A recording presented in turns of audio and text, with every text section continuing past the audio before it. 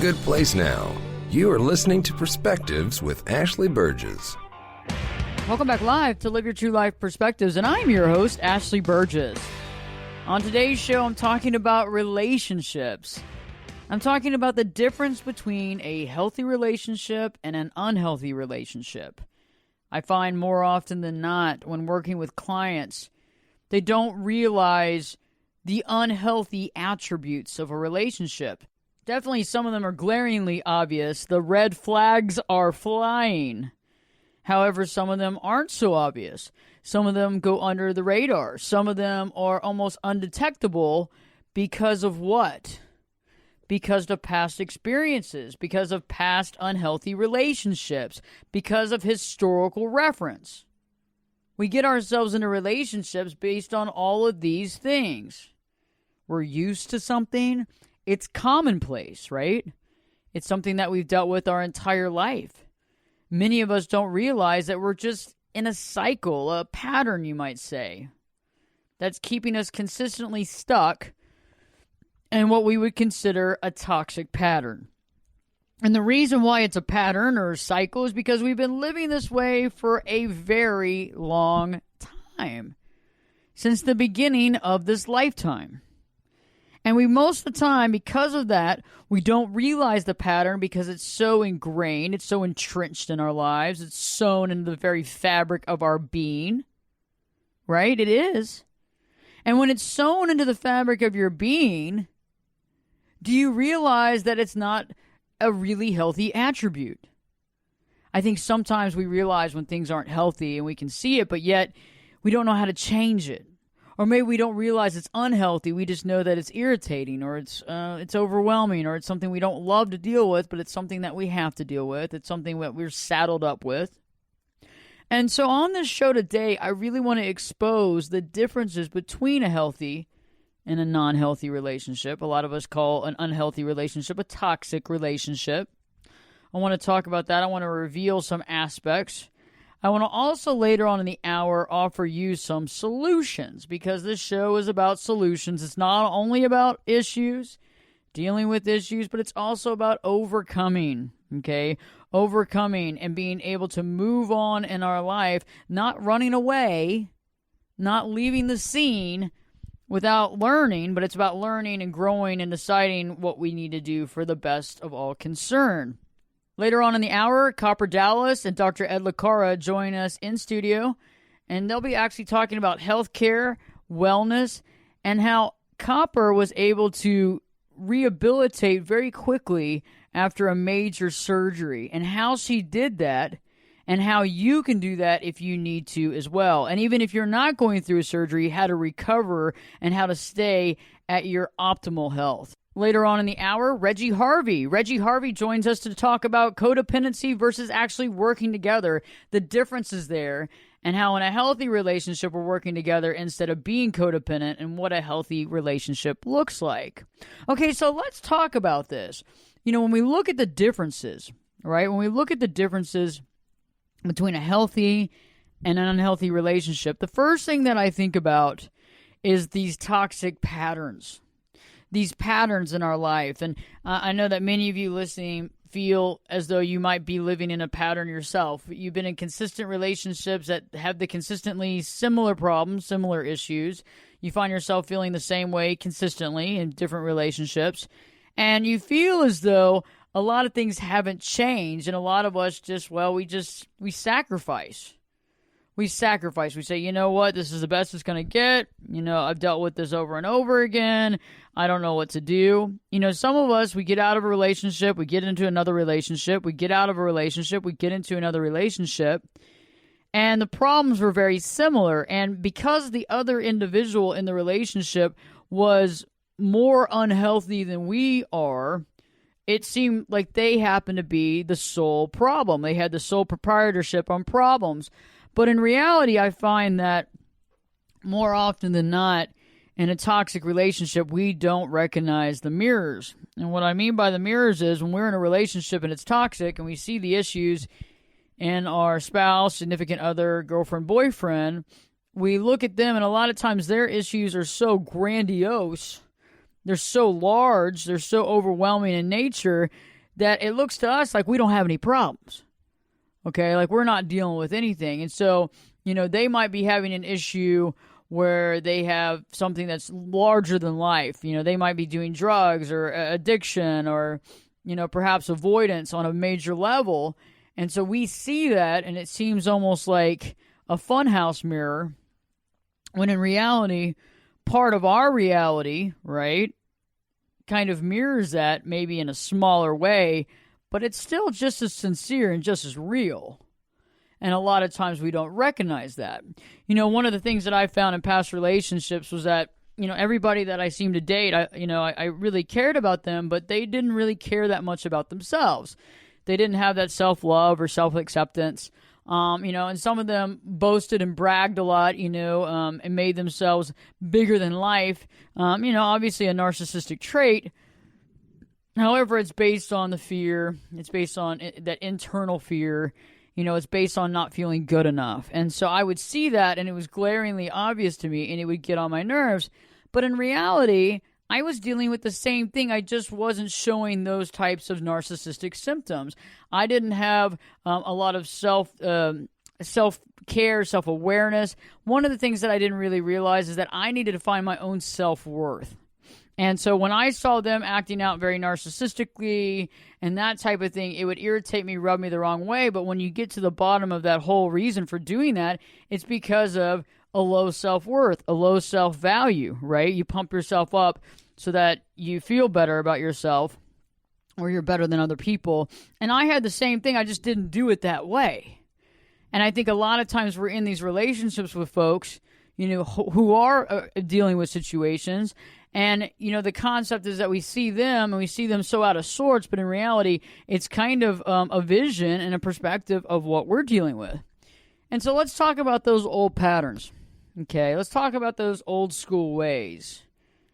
A lot of us don't realize that the way we were raised by our parents directly relates to the people that we bring into our life. So if mom or dad was extremely narcissistic, if mom or dad was one thing or another, we have a tendency of going after that same energy later on as adults, okay, because we're used to it. We're used to it. It's interesting because that's the way we were raised. It's not like we got different options, like 5, 6, 7 different families that, we came out of the womb and they're like, okay, behind door number 1, it's Maggie and John. Maggie and John, they're, first to being parents, and this is what they like and their dislikes, and they got this, and that. And then you got door number 2 is another set of parents, right? And we decided, no, most of us had one set of parents, okay? We were given what we got. We took the parent lottery. And some of us might say that we actually won. Some of you might think that you've lost. Some of you feel like nothing came out of it. It was a wash. And what I find a lot of times is that because we were introduced into the situation, and our parents really weren't that old, they weren't really that wise as far as being at the age to be wise, because they were so young, having children for the most part, and the fact that they were raised by parents that only knew so much information. The tendency and the problem that lies there is the fact that they could only teach us what they know. And they could only learn what they learned from their parents. You see what I'm saying? So the trajectory of knowledge is based only on what they know. It's critical information, very crucial to understand, because a lot of times we hold anger and resentment toward these individuals when in reality, most of the time, all they can do is what they know. All they can do is what they've been taught. That's just the way life is. And I know that some of your parents out there might have done some horrific things, and I am not at all co-signing on that or agreeing to that. But what I'm saying is that a lot of times, the middle of the road, the situations, I'm not talking about physical abuse and that, but the other stuff that we're talking about, maybe being narcissistic or codependent, definitely things that were learned somewhat. I do believe that there is some genetic predisposition as well, but I do think that the environment plays a big role, a much larger role than we'd like to talk about sometimes. So I think it's very interesting to look at these toxic patterns and to realize that these patterns, they're unhealthy, began at a young age. And so we follow that way. We follow that. It's a learned response. And we begin to go through our life basically imitating probably what we saw in the household, okay? And we're not being very self-aware to understand how we got there, because that's what a pattern is. We're not changing anything, right? We're just doing the same thing, expecting different results. which doesn't work. If you haven't already, check out my website, ashleyburgess.com, Ashley, BERGES.com. Click on the radio page and listen to the past radio shows in podcast form, as well as find Reggie Harvey's link to his new book, Anatomy of a Patient. You can just scroll down and you can click right through to reggieharvey.net to his website. Also, don't miss Body Lounge Park Cities. On that radio show page, you can find Body Lounge Park Cities and click right through there and be able to see the facility right in Snyder Plaza, be able to see Copper Dallas as well as Dr. Ed, get to know the staff and set up an appointment right there on the website. Stay tuned. I'll be back shortly talking about the differences between healthy and unhealthy relationships. Live your true life perspectives with your host, me, Ashley Burgess, will be back in. I'll be back this time in 2 shakes. Turn it up and jump in the deep end on Perspectives. Now, here's Ashley. Welcome back live to Live Your True Life Perspectives, and I'm your host, Ashley Burgess. On today's show, I'm discussing the differences between a healthy relationship and an unhealthy relationship. More often than not, we can see the big, huge red flags, but a lot of times, a lot of it goes under the radar, right? It goes undetected. And it goes undetected because it's something that we're actually used to, accustomed to. It's something that we recognize as normal. And that's why it goes undetected, because we've experienced it before. It's in our past. It's in our historical record, okay?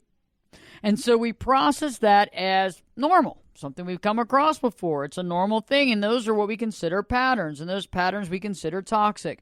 And so more often than not, we find ourselves in relationships that are very similar to the way that we were brought up in our adult life. And we find problems with it, and we find issues with it, and we seem to be unhappy. We have anger, resentment, all that kind of stuff going on.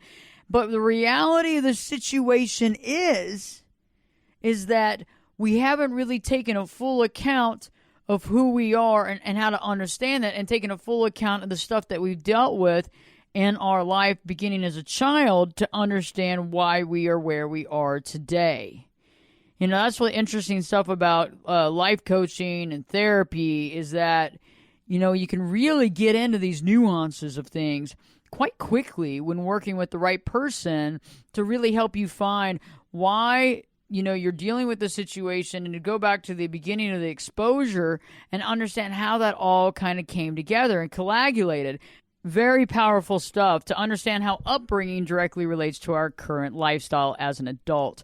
You know, one of the things that I find working with clients a lot is that they have a tendency of dating kind of the same people, not the same people, but people with a similar type of expression, emotion, ability or inability to see their own responsibility and issues, to see their own situation, to understand that they have to take ownership.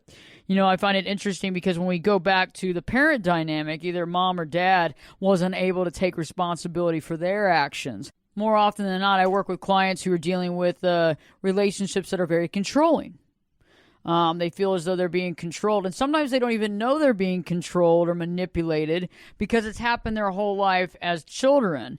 Growing up, either mom or dad was a master manipulator and was consistently manipulating the situation. And a lot of times these same people grow up and they meet someone who has a guise of being one way, but in reality is really controlling the situation. And it's not until you start really taking apart the pieces of the onion from the family historical dynamic can you begin to understand why someone would choose that relationship in the first place. Joining me live in studio, Dr. Ed Cara in Copper Dallas. Dr. Ed is a non-surgical sports medicine specialist and co-owner of Body Lounge Park Cities, as well as Copper. Copper Dallas is the clinical director and owner of Body Lounge Park Cities. Great to have you both in studio today. Thank you for having us. Yeah, thanks so much, Ashley. We love coming in and chatting about health and wellness with you. You know, I love having y'all into the studio because you have a wealth of knowledge. And I know that we've been talking when I was over at y'all's facility in Snyder Plaza the other day that Copper had actually overcome a situation and actually gone through a serious surgery and had a lot less downtime than what she was actually thinking and what the doctors were thinking. How was that? You know what? It's pretty incredible. With a lot of things, people can sometimes be skeptical, especially when it comes to IV talk and stuff, but from personal experience here, I had a big old tumor in my uterus and had to get a hysterectomy. And between the tumor and the uterus, he took out about 3 pounds and said, in brief, he said, it's going to be very complicated surgery and recovery. Just be prepared. Oh, blah, blah, blah, blah. Well, I was, bound and determined that it was going to not be that way. And I just started prepping, and I was being preventative, and I started taking vitamins and amino acids that I knew create tissue repair, because I didn't want to have, this terrible downtime and recovery. And so when I went into surgery, my body was already in a healing mode. And so I was doing this for about a month before my surgery, and I had what I would consider a zero downtime. I guess the only time that I really had some was when Ed was working on me. But it was just from the gases releasing from my muscles. But that was, I was back in work 2 days later. I mean, I would rest. I didn't overdo it as far as energy and stuff, and I let my body do its healing, but I had no pain. I was fine. I could move around, and I was at work, and I contribute that to being preventative and getting the vitamins and getting my body in a healing mode, before the surgery even started, and it continued after as well. Some of those things that we had her take included vitamin C, which in the presence of growth hormone helps with collagen formation. And as most people know, collagen is a building block for all of our tissue. So just making sure that we had enough of that in the system can help with recovery, not just from surgery, but from injuries and just normal everyday wear and tear that our body is trying to repair. Other things that have to be concerning for her, because she is a vegetarian, pretty strict vegetarian, almost vegan, is making sure she has enough protein in her system. So making sure she has the amino acids that are a requirement for protein synthesis.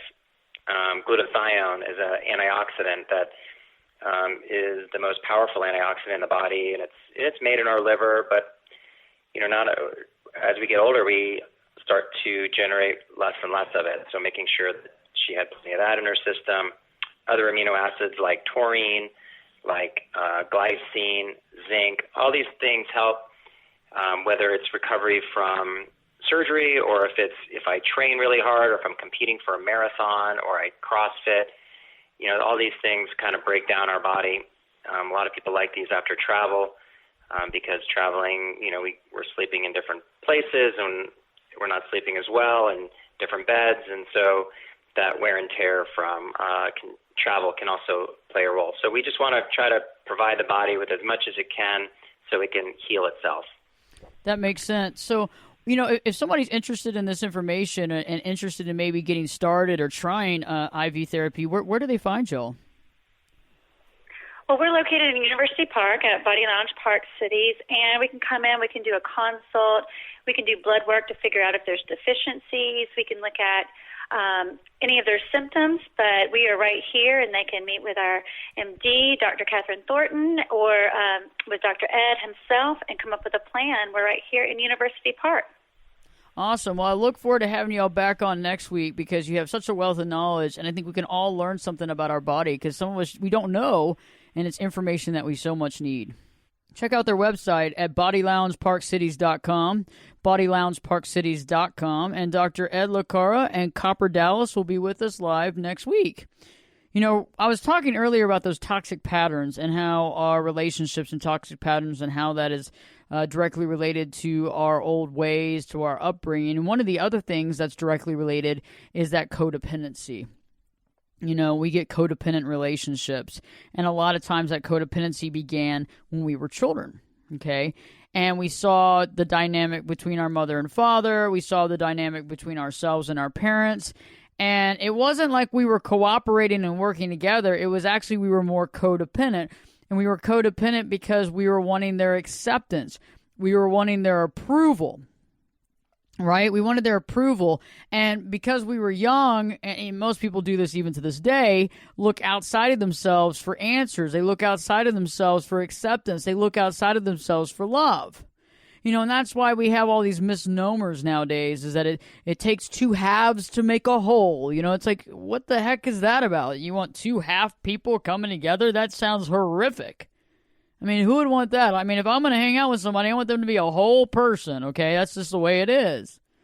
But do you see how a world of codependency has directly related to this misinformation, misguided information that is helping us to all create, many of us to create these codependent lifestyles where we literally are at somebody's beck and call. We allow them to walk all over us. We do whatever. We walk on eggshells to keep them around because them in a relationship with us directly relates to what we think is our personal acceptance, that directly relates to our assumed value, and that we think that's a good thing. But in reality, the only place that we can get true acceptance from is ourselves. Because even though somebody might accept you or love you, if you don't accept yourself or love yourself, then you don't even understand what they're talking about, and you don't even understand how to compute that. Do you see what I'm saying? Because if I can't unconditionally love myself, and if I can't accept myself fully, I can't accept you. I can't unconditionally love you because you're wanting me to do something for you that I can't even do for myself. I mean, that's just 101. Right? If I can't mow a lawn because I don't know how to mow a lawn, I can't go mow your lawn. That's not going to work because I don't know how to use a lawnmower, okay? So that's the whole concept from A to B when it comes to unconditional love and when it comes to personal acceptance. Don't miss Reggie Harvey. Reggie Harvey is going to be joining me live in studio here in just a few minutes to offer his perspective from his unique point of view on the whole concept of healthy versus unhealthy relationships. Stay tuned. Live your true life perspectives with your host, me, Ashley Burgess, will be back in. We're back this time in 2 shakes.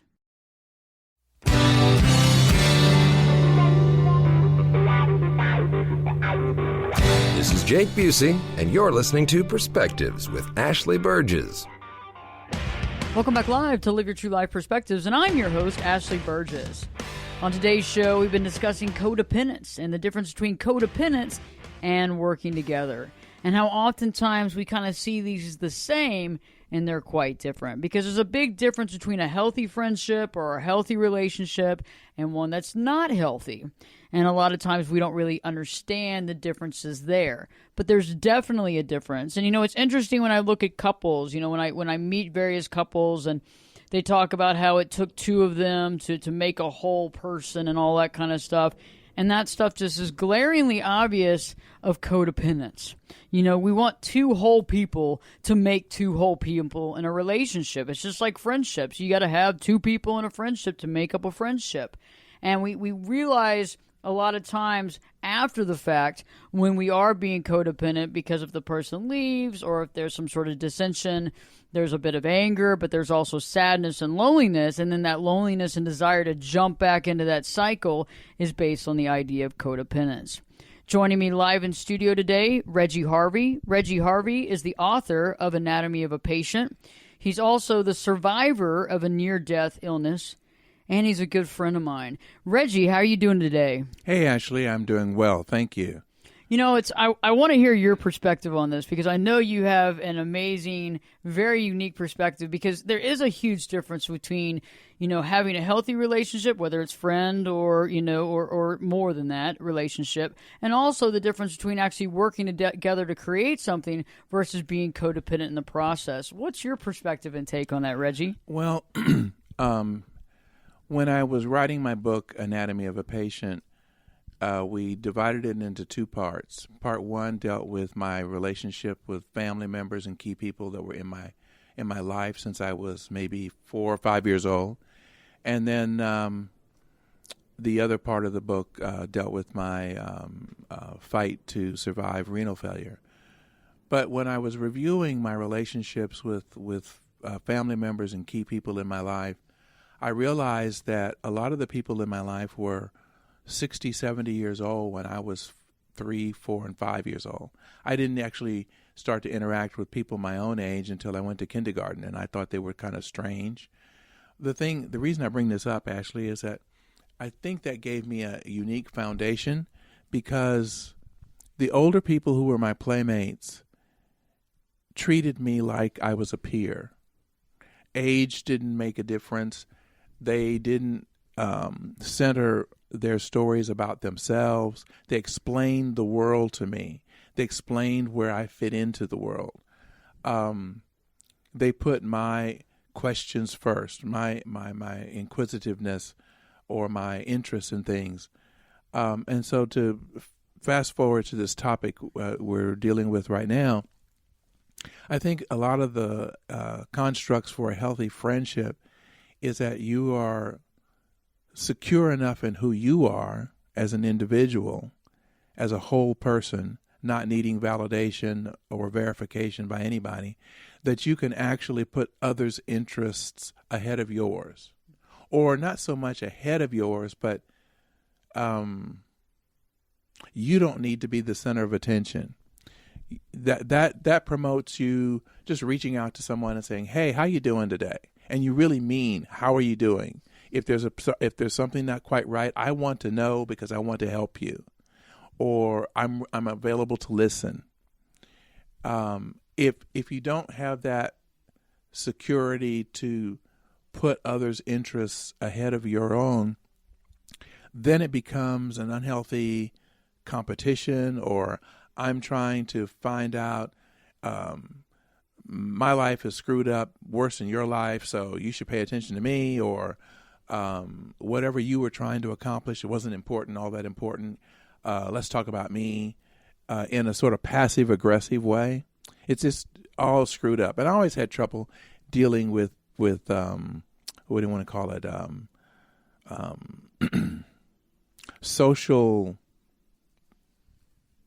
being socially PC, I'll say that.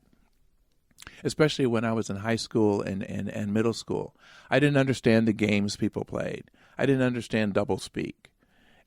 People lead you into a conversation and then twist it around at the very end and to try to trap you or set up ever have a group of teenage girls set up a situation where they want to test somebody to see how they're going to react.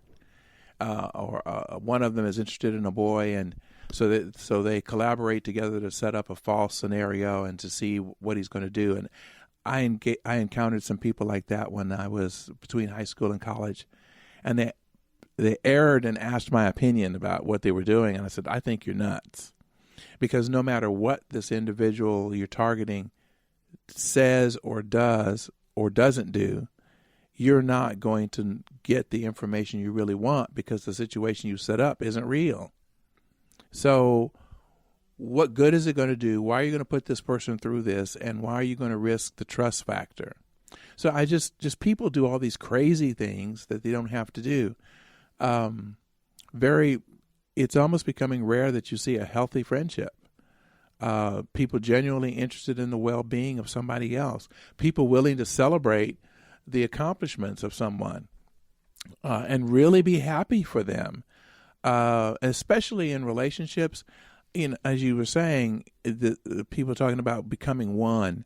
Well, the whole attraction in the beginning was because that individual was unique in some way. Why would you want to stifle that? Why would you want to keep them from growing and expanding naturally, organically? I was always fearful of being forced to entertain somebody 24/7. I just don't have that kind of energy. I don't want to be the center of attention all the time. My life's not all that important. In fact, my life only gets importance because I'm able to share in the struggles and accomplishments of the people that I care about. That feeds me. I learn from that.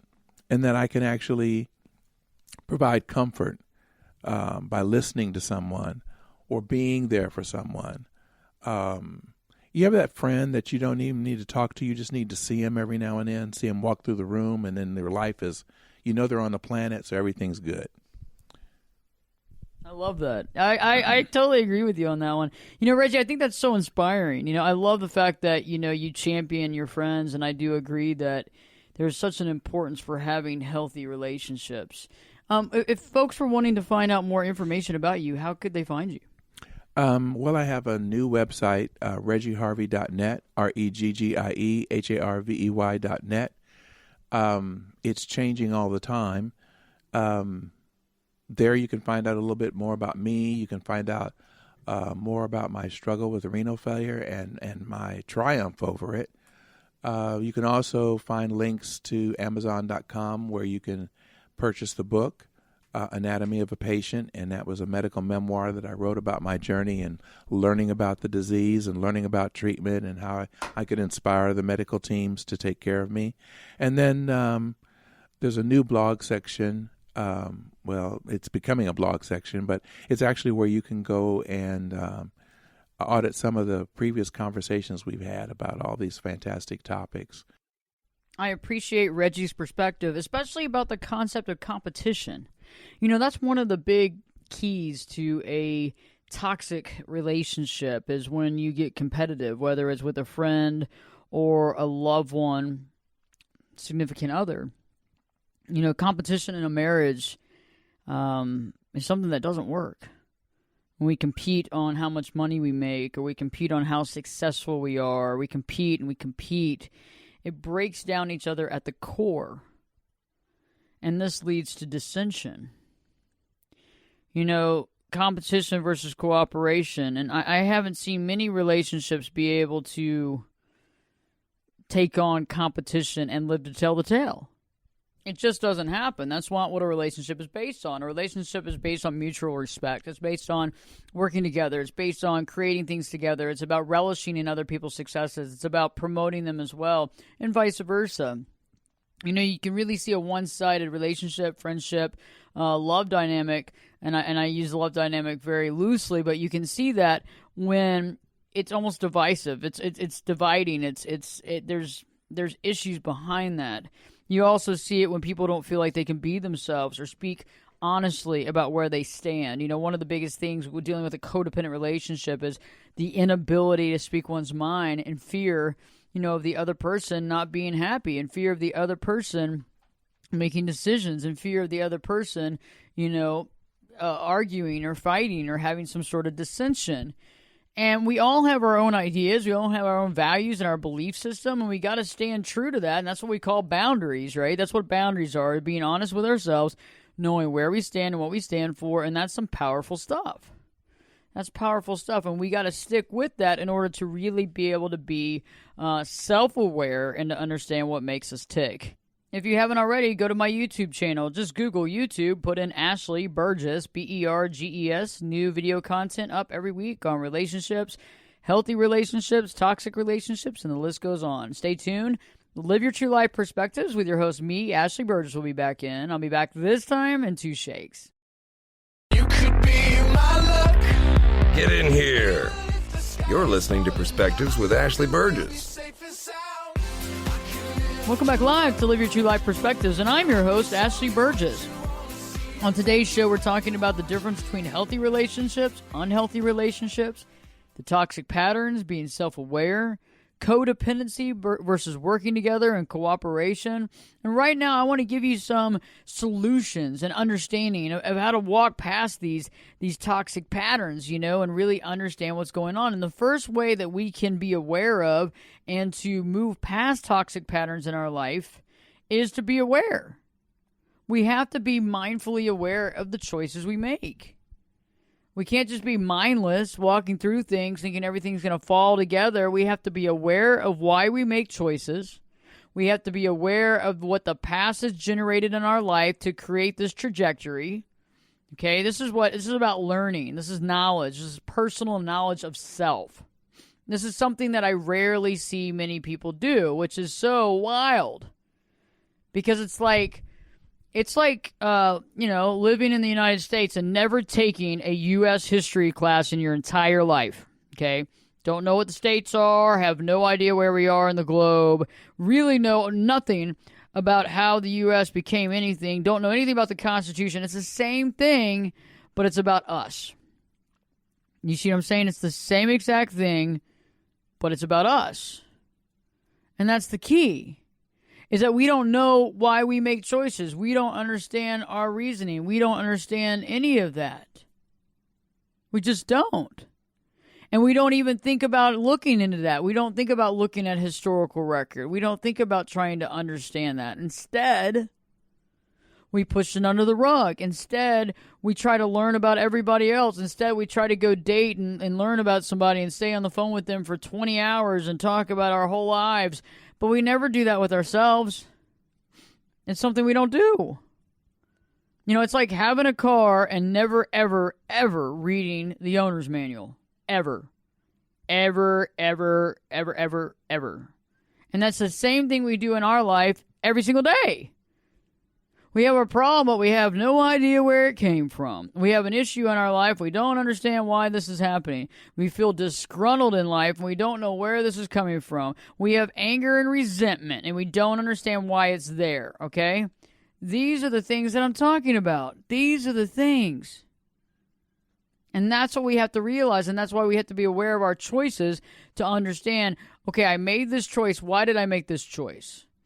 Did I make this choice because I really thought through it and really figured out what I really need? Or did I make this choice because it's the normal way I choose things, because this is based on my reality, a.k.a. the way I was raised, and so I usually choose things sometimes that are not good for me. I choose things that are self-sabotaging. I choose relationships that are critically toxic because that's what I'm used to. Okay? And I mean, when you start really digging, you don't really have to dig that deep. You begin to see these connections, right? I mean, and it's not about putting mom or dad down or any of that stuff, but it's about really understanding what were some of the issues that mom or dad were dealing with. What were some of those issues? What was that relationship like as a kid watching them interact? What was going on? What were you watching? What were you watching this whole setup? Right? Because we take all that into consideration because as children, we're black and white thinkers. We think very extreme. Everything is exactly down to the T. Everything is like literal. Okay? And so when we take things very literal, we remember them exactly as they happen, and we regurgitate them in a certain way, we hold on to them a certain way, and we act that way. It's interesting. And so I think that this is taking responsibility for our life and taking responsibility for understanding who we are. And another thing is if you're finding yourself in consistent relationships where the other person is not ever taking responsibility, you've got to check out that pattern. That's a pattern for you. Okay? That's become a pattern. If you're in relationships where someone is not ever taking responsibility and you are always the problem, you really need to take a step back and look at that. If you feel like you're walking on eggshells with a friendship or a romantic relationship or a marriage, you got to sit back and go, what's going on here? Really look at this. And why did you get into this relationship in the first place? And what are you supposed to be learning from this relationship? Right? These are very powerful things. Because if you're in a relationship like that and you have become codependent in a type of relationship like that, you are no longer living your life. You are now part of that person's life. You are an appendage of theirs. You are an item that they have. Okay? And so now we've got to wake up to realize this codependence, and it's not something to be judged by. I'm not going to sit there and yell at you and judge you for being codependent. But what I'm going to say is we got to be self-aware. The only way that we can overcome the codependency card is to realize that we are card-carrying members of the codependency card. Once we realize that we are card-carrying members, then we need to know what that means. And we need to look at how we act and the things that we accept and the things that we deal with in our life. Most of the time, the things we should not be accepting and should not be dealing with. It's very textbook here, but yet at the same point, it's very profound. So very interesting when we think about that. And last but not least, I want to bring up the concept of competition. If you are in a relationship and there is a lot of competition, be it a romantic relationship or a friendship relationship, and this is the competition in relationships usually they don't end well. Okay? And so what's the reason for competing in the relationship? You know, if you're competing in the relationship, if you're competing in the marriage, why are you competing in your marriage? Your marriage is supposed to be a safe zone, competition-free.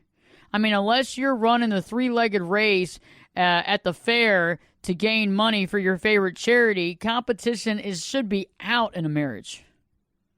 Okay? Because you got to really look deep and ask yourself, why are you competing against your spouse? I mean, what's up with that? I mean, that's not good. That's really toxic. But did you see mom and dad do that? Did you see mom competing with dad? Did you see dad competing with mom when you were growing up? It's very interesting. Once you become more knowledgeable about your upbringing, your history, right? It's the same thing as having a U.S. history book. You have an owner's manual if you go back and you look at all the past and you understand where you came from, and that makes it so much easier to jump on board in this reality. And you just got to get to it. That's what I work on with my clients. Is I consistently we open that owner's manual and we go back to the stuff that doesn't even seem relevant, and that's the stuff that's more relevant than anything. Because that's the stuff that tells us the story of how we got here and why. And that's some powerful stuff. That's powerful. And that's what we want to think about. That's where we want to go in life. And so we want to eliminate that codependency. We want to understand where it's coming from. We got to eliminate that competition. We got to be aware and self-aware. And we have to realize the value of getting to know self. I hope the show has helped you. Please share it with your friends, family, coworkers, and anybody that needs to hear this and have a positive message in their life. And live your true life perspectives with me, your host, Ashley Burgess, will be back in. I'll be back this time in 3 shakes.